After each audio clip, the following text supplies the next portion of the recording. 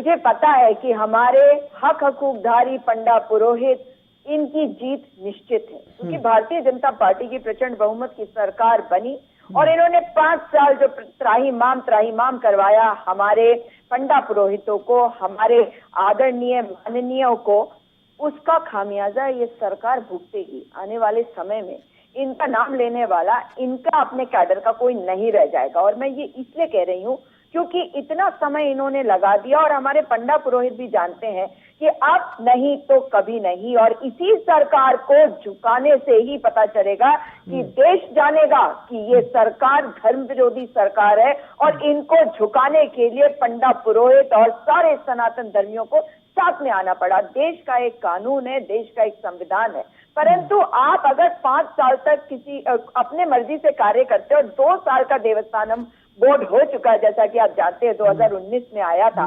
और कोरोना की बात अभी अब मेरी साथी प्रवक्ता कर रही थी भारतीय जनता पार्टी की, तो मैं उनको याद करा दूं कि वही कोरोना काल था जब आचार्य संतोष त्रिवेदी अर्धनग्न अवस्था में आंदोलनरत थे।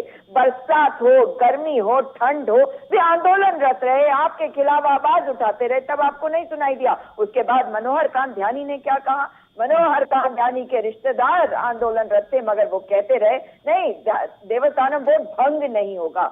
ये तो अब चुनाव आने वाले हैं और इन पर दबाव पड़ा है। ये जीत हमारे देवभूमि की जीत, हमारे मंदिरों की जीत, ये सचमुच में भगवान का आशीर्वाद है, इसलिए मनुष्यों की जीत है।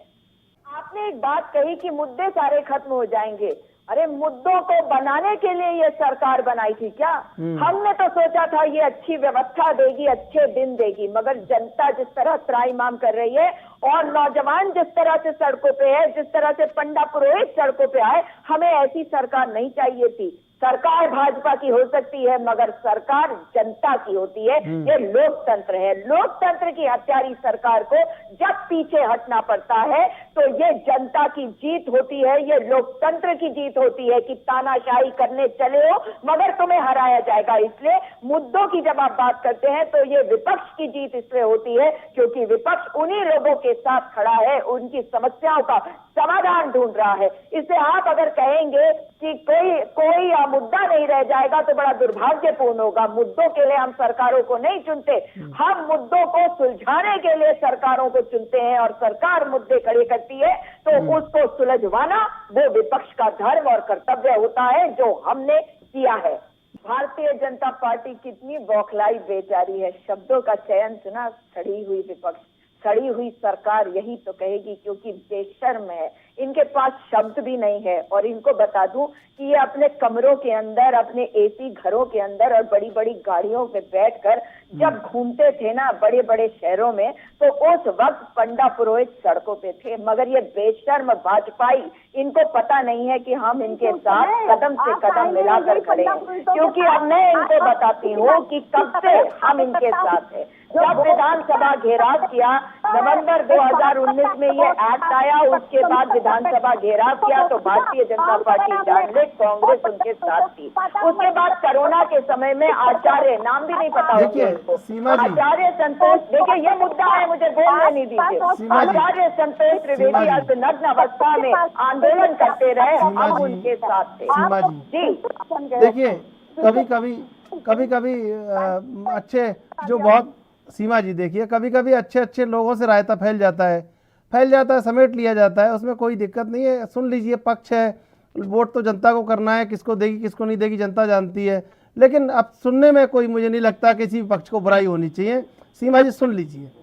जी सुजाता जी, कोरोना के दौरान आप यकीन मानिए कि मई के महीने से आचार्य संतोष त्रिवेदी ने जिस तरीके से अर्धनग्न अवस्था में आंदोलन किया, भाजपा ने सुनी नहीं। मैंने भी स्वयं, मेरे नेताओं ने और मैंने स्वयं इनके नेताओं, इनके विधायकों को फोन किया, उनसे वार्ता की, क्योंकि कोरोना का समय था, उम्मीद कर रही थी कि मुद्दा सुलझाया जाएगा। किसी ने उन तक पहुंचने की कोशिश तक नहीं की। बुद्धि शुद्धि यज्ञ हुई, पिंड दान किया गया, न केवल सरकार का मगर त्रिवेंद्र सिंह रावत का पिंडदान चारों धामों में हुआ।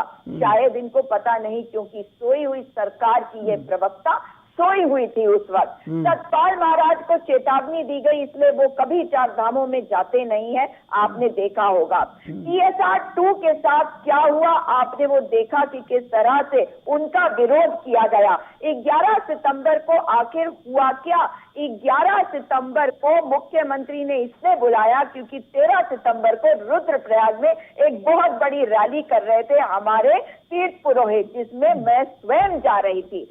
7 अक्टूबर 2021, 11 सितंबर को मुख्यमंत्री जी ने बुलाया तीर्थ पुरोहितों को क्योंकि एक बहुत बड़ी रैली का आयोजन किया गया था 13 सितंबर 2021 को, ताकि वो रैली ना हो। उसके बाद 7 अक्टूबर को प्रधानमंत्री जी ने जाना था केदारनाथ, जिस प्रोग्राम को कैंसिल कर दिया गया और वे केवल ऋषिकेश से लौट गए, इसलिए क्योंकि केदारनाथ के घर घर में काले झंडे तैयार किए जा रहे थे। ये शायद जो खबरें हैं ना जो आपको दे रही हूं मैं, ये सीमा डोरा जी को पता नहीं होगी, मैं उनके संपर्क में हूं इसलिए मैं जानती हूं, और ये इनके काडर है। उन्होंने इनकी प्राथमिक सदस्यता से इस्तीफा दिया और मैं उनके साथ इसलिए नहीं खड़ी हूं क्योंकि वे भाजपा के सदस्य थे या नहीं थे, मैं इसलिए खड़ी हूं क्योंकि मैं यहाँ का विपक्ष भी हूं, मैं यहाँ की जनता भी हूं और मैं देवभूमि का महत्व समझती हूँ जो भारतीय जनता पार्टी की गुलाम मानसिकता वाली सरकार नहीं समझती। मनोहर कांत के बारे में बात करते हैं कि किस प्रकार से उन्होंने शुरुआत से इस बात को कहा कि देवस्थानम बोर्ड एक्ट वापस नहीं लिया जाएगा, मगर ये हमें पक्का और पूरा यकीन था कि हमारी शक्ति के आगे, हमारे पंडा पुरोहितों की शक्ति के आगे ये सरकार झुकेगी। और ये सरकार केवल इसलिए नहीं झुक रही है क्योंकि इन्हें झुकाया जा रहा है, इनको डर है आने वाले चुनावों के। और ये हमारे पंडा पुरोहित भी कहते हैं कि ये धूर्त लोग हैं, अगर इनको दोबारा चुन लिया गया तो ये देवस्थानम बोर्ड एक्ट दोबारा लाएंगे और इस रूप में लाएंगे कि ये विरोध भी नहीं करने देंगे। कि जिस प्रकार से आज हमारी सरकार बैकफुट पे है वो इसलिए क्योंकि हमारे पंडा पुरोहितों ने जिस दिन से ये देवस्थानम बोर्ड एक्ट आया, उन्होंने कोर्ट भी वो गए और उनके वकील सुब्रमण्यम स्वामी भी हैं एक पिटीशन में, और जिस तरीके से वे आंदोलनरत रहे, सरकार जानती है कि पूरे देश में ये सनातन धर्म के विरोधी दिखाए जा रहे हैं क्योंकि जितने ऐसे संगठन हैं जो नेशनल लेवल पे हैं उन्होंने भी हमारे पंडा पुरोहितों का समर्थन किया है। इसलिए आज ये सरकार बैकफुट पे है क्योंकि चुनाव इनका बड़ा डर है, मगर हमारे पंडा पुरोहितों की जीत में हमारी जीत है क्योंकि हम देवभूमि के वासी है, इसलिए सरकार को पीछे हटना पड़ा है। देश में एक संविधान है, आप इनकी भाषा अगर बोल रहे हैं कि वो आपकी गलती नहीं है क्योंकि नैरेटिव ऐसा सेट हो गया है कि जो सनातन धर्म की बात कर रहा है वो भारतीय जनता पार्टी है। सनातन धर्म से तो बिल्कुल इनका कोई नाता नहीं है, इनका नाता है सावरकर के द्वारा लिखी हुई हिंदुत्व किताब का, क्योंकि भगवान श्री राम की ये बात करते हैं और भगवान राम के आराध्य भगवान शिव के भक्तों को ये सड़कों पर लेके आए केदारनाथ में, तब कहा गया इनका धर्म। तो सच्चाई ये है कि हमारा संविधान कहता है कि हर व्यक्ति को उसके धर्म का प्रचार प्रसार करने का अधिकार है। अगर कहीं कोई कुछ गलती होती है तो ये पॉलिटिकल क्लास का धर्म होता है कि वो उनके साथ खड़े हो, और हम हर उस व्यक्ति के साथ है जिसके धर्म के प्रचार प्रसार में भारतीय जनता पार्टी बाधा बनती है। इसलिए अगर आप कह रहे हैं सनातन धर्म के बारे में तो याद रखिए आप संघीय ढांचे के बारे में भी याद रखिएगा, क्योंकि हम बात कर रहे हैं उत्तराखंड की और उत्तराखंड को देवभूमि कहती है। तो देवभूमि के दो पार नहीं है कि देवभूमि का हिंदू जो है वो भाजपाई है और दूसरा जो है वो नहीं है। सुजाता जी देखिए, आपको इसमें बिल्कुल बुरा नहीं लगना चाहिए, सवाल तो पूछा जाता है और सवाल किया भी जाता है। अब उसके सारे नौ रस में ही सवाल किया जाता है, उसमें क्रोध रस भी होता है, हास्य रस भी होता है, व्यंग रस भी होता है, तमाम रस होते हैं, सौंदर्य रस भी होता है, भक्ति रस भी होता है, तो तमाम तरह के रस 9 रस होते हैं सवाल जब आप कहीं संवाद करते हैं तो आपको उससे बिल्कुल बुरा नहीं लगना चाहिए। मुझे जहां तक लगता है आप सहमत हैं कि नहीं है, पहले आप ये कह दीजिए सहमत है कि नहीं है मेरी बात से। मैं बिल्कुल, क्योंकि आप भी देखिए आप भी जिस भाव भक्ति रस में डूबी हुई हैं आज, आप भी कह रही हैं तो हम सुन रहे हैं ना, तो फिर हमने किसी रस में कह दिया तो आपको नहीं लगना चाहिए बुरा, मुझे जहां तक नहीं हमें नहीं लगता। ठीक है, अरे अब मैं चला जाऊं सीमा जी के पास। 5 सेकेंड। ठीक। मैं आपको यही बता रही हूँ कि हम लोकतंत्र को स्थापित करने वाली पार्टी है और हम तो चाहेंगे कि आप जो सवाल हमसे पूछना चाहे, जितने भी कटु हो, वो भी पूछिएगा। बिल्कुल। देखिए, इनकी बातें सुन लीजिए आप। अभी कुछ देर पहले आंगनवाड़ियों को कह रहे थे कि वो हल्ला काट रहे हैं। इनके शब्दों के चयन पे बता रही हूँ मैं। घुसेड़ दिया, सड़ी हुई, मतलब भाजपा ये शब्दों का शायद डिक्शनरी इनको देती है प्रवक्ताओं को कि ये भाषा का इस्तेमाल करो। ठीक कहा इन्होंने। ये निजी आक्षेप लगा भी नहीं सकती, क्योंकि अगर मैं निजी आक्षेप लगाने पे लगूंगी ना तो ये कहीं मुंह दिखाने के लायक नहीं रहेंगी। अब ये कह रहे हैं कि पंडा पुरोहित जो है ये उनकी जीत है। मैंने भी तो यही बात कही कि ये उनकी जीत है और हमारा जो धर्म और कर्तव्य है, हम संविधान के हिसाब से चलते हैं। वो हमारा धर्म ग्रंथ होता है। जब हम पॉलिटिकल क्लास होते हैं तो हम उसके हिसाब से चलते हैं। इन्होंने बार बार कहा, और यही सीमा डोरा है जिसने बार बार डिबेट में कहा कि देवस्थानम बोर्ड बहुत अच्छा, उसे वापस नहीं लिया जाएगा, उसमें संशोधन किया जाएगा। हम बात कर रहे हैं। अभी इन्होंने एक बात की कि ये मेरी निजी राय है। हम भी तो यही कह रहे हैं कि पहले बात करके फिर बना लेते एक्ट। इसका मतलब ये मान रही है कि इनकी सरकार में बैठे हुए लोग जानते नहीं कि ड्राफ्ट बना के लोगों से बात कर लेते, या ड्राफ्ट बनाने के पहले ही लोगों से बात कर लेनी चाहिए थी। इतना लंबा समय लगा। आपको शर्म नहीं आती ये सारी बातें कहते हुए? जो लोग वहां ठंड में बैठे रहे, कोरोना के समय पे काम नहीं था, वे केदारनाथ धाम में बैठे रहे, बद्रीनाथ धाम में, गंगोत्री यमुनोत्री। मुझे पता है कि वो किस तरह किस दौर से गुजरे हैं उस समय जब उन्होंने पिंड दान किया, जब उनको लगता था कि जिस सरकार को हमने अपना माना, जिसको हमने प्रचंड बहुमत दिलवाया, वो हमारी नहीं सुन रहे। और क्रेडिट, हमें क्रेडिट नहीं चाहिए। क्रेडिट अभी भी हमारे पंडा पुरोहितों का क्रेडिट है और हम उनके साथ खड़े हैं। ये बात मैंने कहा। किसानों की बात कर रहे हैं। हाँ, किसानों से माफी मांगी क्योंकि चुनाव आने वाले हैं।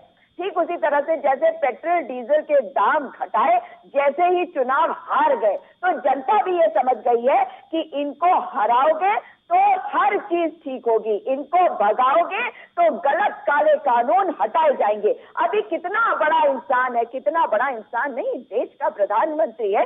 देश का कोई भी नागरिक देश का प्रधानमंत्री बन सकता है। उसे बड़ा दिल वाला होना चाहिए, बड़ा इंसान नहीं होना चाहिए। राजा और प्रजा नहीं, ये सरकार लोगों के द्वारा बनाई गई होती है। लोकतंत्र का डेफिनेशन पढ़ लीजिएगा। कुर्बानी अभी नहीं हुई, आप कह रही हैं, क्योंकि आपने उनको आतंकवादी, पाकिस्तानी, खालिस्तानी बोला था। तब क्यों बोला ये सब? तो मैं आज फिर भी उनके बारे में बात नहीं करूंगी। लेकिन आप जानते हैं कि किसान भरोसा नहीं करते। देश के प्रधानमंत्री आश्वासन देते हैं मगर किसान भरोसा नहीं करते। राज्य का मुख्यमंत्री आश्वासन देता है मगर हमारे पंडा पुरोहित विश्वास नहीं करते, क्योंकि भरोसा तोड़ चुकी है भारतीय जनता पार्टी। और हमारे पंडा पुरोहित तब तक आंदोलन कर रहे हैं जब तक हस्ताक्षर नहीं हो जाएगा, जब तक असेंबली में इस एक्ट को वापस करके हस्ताक्षरित करके उनके सामने नहीं रखा जाएगा, तब तक एक भी व्यक्ति मानने वाला नहीं है इनकी बात। और इनको मैं बता दूं कि जो ये कह रहे हैं कि ये बोर्ड बनाया गया उनके अच्छे के लिए, ये पॉलिटिकल कंट्रोल था। गंगोत्री एमएलए के सदस्य, यमुनोत्री के सदस्य एमएलए, और उसके अलावा अनंत अंबानी, पूरे देश में और कोई नहीं मिला अंबानी और अडानी के अलावा। ये बताएं क्यों लेके आप आए उनको, क्यों लाए सज्जन जिंदल को इस बोर्ड में? क्या उनकी पूजा जो है वो एक्सेप्ट नहीं होगी अगर वो इन दोनों परिवारों के नहीं होंगे? ये बताएं सीमा डोरा जी। लिया वापस सोफी लिया। अरे क्यों इतनी अपनी मर्जी से नहीं लगाओगे, लोगों से पूछ के लगाओगे। आप लोग को बिल्कुल नहीं है। मैं काफी देर से सुन रही थी। लोग जो चाहेंगे वो करना पड़ेगा आपको। चाय बनाने वाला जन सेवक, उसने पकौड़े बेचने बता दिया लोगों को। स्वयं सेवा करने वाली पार्टी ये सीमा डोरा की पार्टी। महेश जोशी, क्या नाम है उसका, द्वाराहाट का विधायक, क्या करा उसने? एक बच्ची को मां बना दिया, उसकी बच्ची का जैविक पिता बन गया। आज उसके ऊपर केस हो रहा है। बलात्कारियों की पार्टी भारतीय जनता पार्टी। संजय कुमार इनका संगठन मंत्री, वो बलात्कारी। सुरेश राठौर इनका विधायक, उसके ऊपर आरोप बलात्कार का। ऐसी है रही है भारतीय जनता पार्टी, बलात्कारियों वाली पार्टी। जन सेवा की बात करते हैं, बेशर्मी दिखाते हैं, हमारे किसानों का अपमान करते हैं, हमारे पंडा पुरोहितों का इन्होंने अपमान किया और आज पंडा पुरोहितों की जीत हुई है। आज भारतीय जनता पार्टी की हार हो रही है और भारतीय जनता पार्टी की हार अब होती चली जाएगी, क्योंकि 4 धामों के पंडा पुरोहितों का आशीर्वाद इनसे छीन लिया गया है।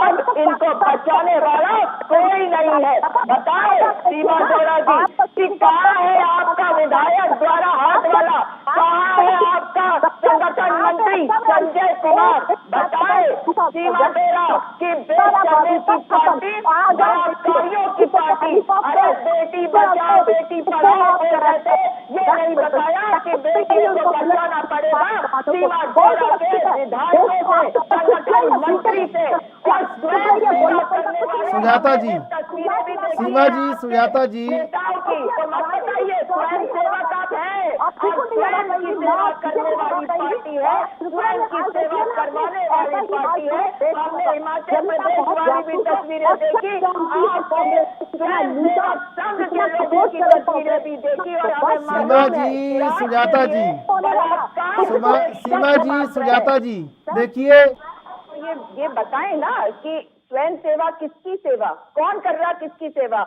क्या महेश नेगी इनका विधायक नहीं है जिसके ऊपर बलात्कार के आरोप लगे? क्या संगठन मंत्री इनके नहीं है संजय कुमार जिनके ऊपर एक लड़की ने आरोप लगाए? सुरेश राठौर के ऊपर बलात्कार के क्या आरोप नहीं लगे? अब आ जाते हैं कि ये बात कर रहे हैं हमारे पंडा पुरोहितों की। तो पंडा पुरोहितों को इतने समय तक आपने बैठा के रखा और अब आप कह रहे हैं कि हम इस कानून को वापस लेंगे और आप जानते हैं कि अब आचार संहिता लगने वाली है, पहली बात। दूसरी बात, आपको आज का प्रकरण भी बता दे रही हूँ, जो सैनिक कल्याण निदेशालय है वहां पे 204 जिलों से आए हुए हमारे पूर्व सैनिक जो काम करते हैं सैनिक कल्याण विभाग में, वो आंदोलनरत है। आज इनके मंत्री गणेश जोशी ने उन्हें बुला के कहा कि आपको आश्वासन दे रहे हैं आप इस आंदोलन को बंद करिए, तो इनके ऊपर कोई भरोसा नहीं करता, आंदोलन जारी है। मैं क्या बताने की कोशिश कर रही हूँ कि चाहे पंडा पुरोहित हो, चाहे हमारे सैनिक हो, चाहे पूर्व सैनिक हो, चाहे हमारे बेरोजगार हो, चाहे आंगनवाड़ी बहनें हो, सब जानते हैं कि इनको दबा के इन पर जोर देकर काम करवा कर तभी पीछे हटा जाएगा। क्योंकि आप बताइए ना, क्या ऐसी सरकार कभी आई है? सुजाता जी,